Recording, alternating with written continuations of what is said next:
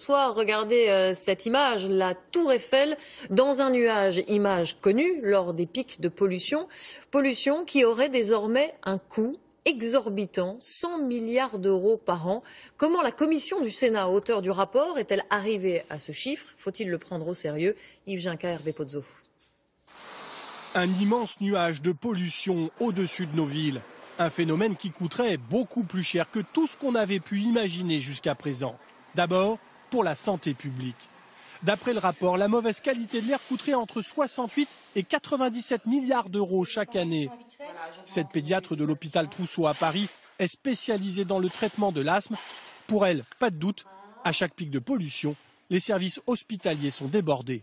On a vraiment une augmentation du nombre de crises d'asthme et de la sévérité des crises d'asthme, avec du coup un nombre de consultations aux urgences augmenté, un nombre de consultations avec nous augmenté, un nombre d'hospitalisations augmenté. D'après les auteurs du rapport, l'asthme ne serait pas la seule maladie due à la pollution de l'air. On est dans une aberration sanitaire. Beaucoup de gens sont malades. La pollution de l'air est responsable de beaucoup de pathologies, notamment en termes de maladies respiratoires, de bronchite aiguë, de cancer des voies respiratoires, mais pas seulement, de la vessie. Plus surprenant dans le rapport, l'impact économique sur le bâtiment. Les chercheurs estiment que les ravalements à répétition coûteraient plus de 3 milliards d'euros chaque année. Exemple, au cœur du quartier latin à Paris, devant cette façade dégradée. Elle est sale par rapport à la pollution, trop près par rapport à la voirie sur la route, entre les passages des bus, les camions, les livreurs, les taxis, c'est pollution, pollution.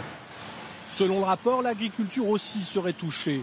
Au moins 850 millions d'euros de pertes annuelles dues à une baisse des rendements. En cause, l'excès d'ozone qui empêche la croissance des céréales. Les chercheurs s'en inquiètent. On a une véritable menace à terme sur la sécurité alimentaire si les dommages liés à l'ozone pour les cultures continuent à augmenter. Le rapport préconise d'agir rapidement. La ministre de l'écologie Ségolène Royal doit annoncer des mesures la semaine prochaine. Alors 100 milliards d'euros par an, c'est un chiffre tellement élevé qu'il paraît invraisemblable. Bonsoir Florence Griffon.